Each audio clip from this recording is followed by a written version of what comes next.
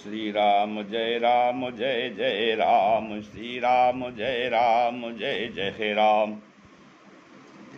कथा कहो तुलसी कृत जथा मति अनुसार, आसन लीजय प्रेम से आवो पवन कुमार, सियावर रामचंद्र की जय। नीलाम्बुज श्यामल कोमलांगम, सीता समारोपित वामभागम, पाणो महासायक चारुचापम, नमामि रामं रघुवंशनाथम। ओं श्री सीतारामचंद्राभ्यां नमः, उमामहेश्वराभ्यां नमः। ओं श्री एकादशी दक्षेश्वर धाम प्रकाशयुते नमः।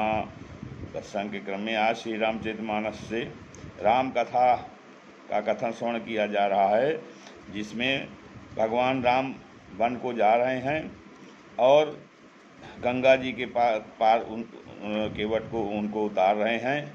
हाँ, केवट जो है उनका पैर धो रहे हैं। पद पखारी जलो पानी कर आप सहित परिवार, पितर पारु करी प्रभु पुनि, मुदित गयौले पार। मुदित गयौले अर्थात सीता जी को पहले बैठाया भगवान ने उस पर, और फिर केवट को नौका लेकर चल देता है।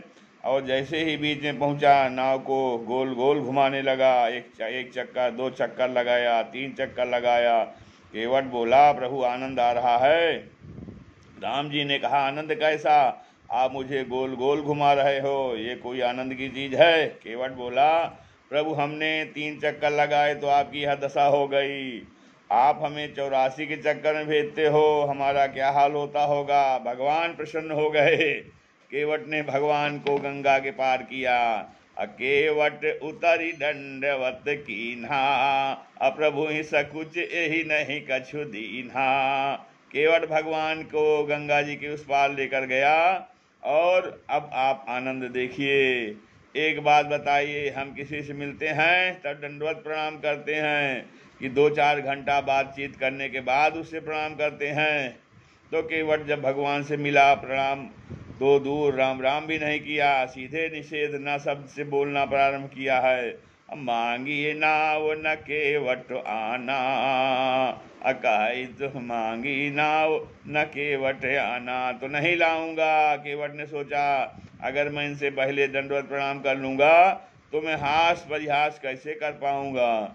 अभी तो इनको हंसाना है। और जब केवट अपने उद्देश्य में सफल हो गया तो गंगा पार करने के बाद केवट ने भगवान को साष्टांग प्रणाम किया। जैसे ही केवट ने दंडवत प्रणाम किया, भगवान को संकोच हो गया और सीता माता को पता चल गया।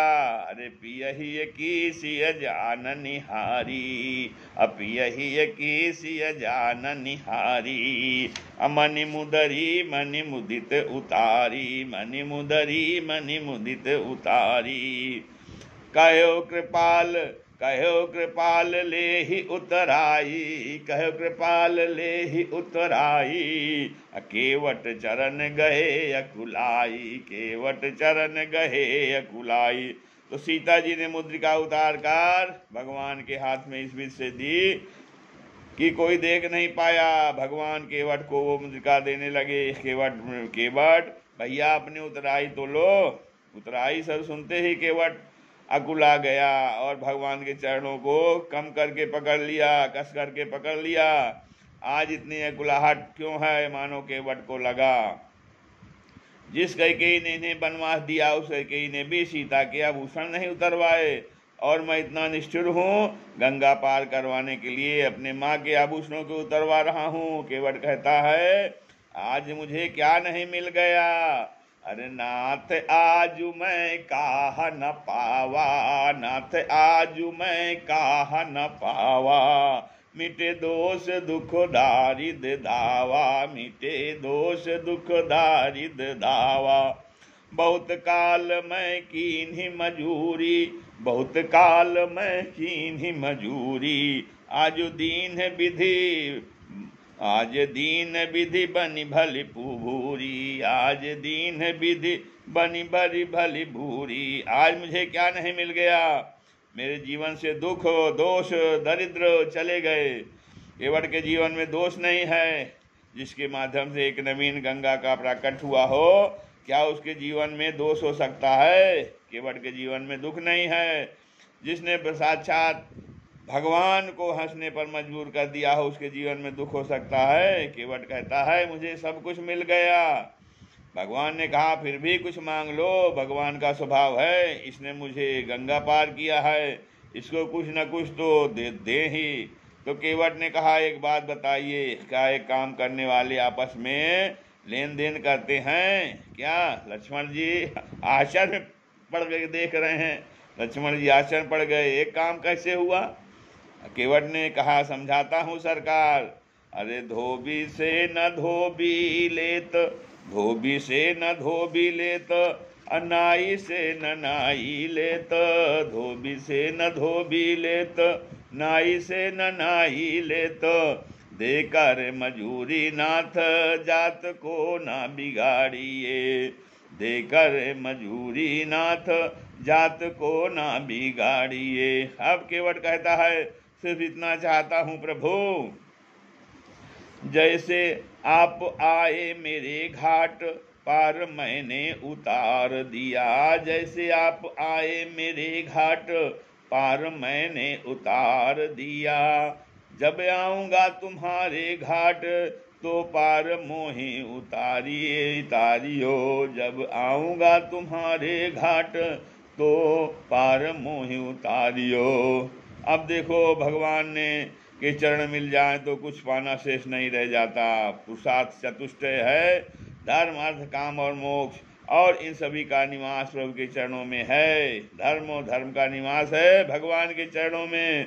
अर्थ का अर्थ माने लक्ष्मी मैया कहाँ रहती हैं? जो लक्ष्मी मैया चंचलता थी, एक जगह ठहरती नहीं थी, वो जब से नारायण के चरण कमल मिले तब से मन कर्म और वचन से स्थिर हो गई।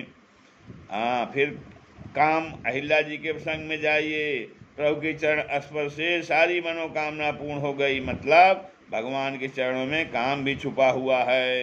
अब मोक्ष, अब अंतिम बात है मोक्ष की। जिन चरणों से गंगा जी प्रकट हुई, जब से गंगा मैया ही मोक्षदायिनी है, तब तो भगवान, जब वो गंगा मैया ही मोक्षदायिनी है तो तब तो भगवान के चरणों में मोक्ष का भंडार भरा पड़ा है। महाराज जनक जी को जब भगवान के चरण कमल मिले तो लोगों को पता लगा भगवान के चरण कमल से उन्हीं को सुलभ होते हैं जो जनक जैसे ब्रह्मज्ञानी होते हैं।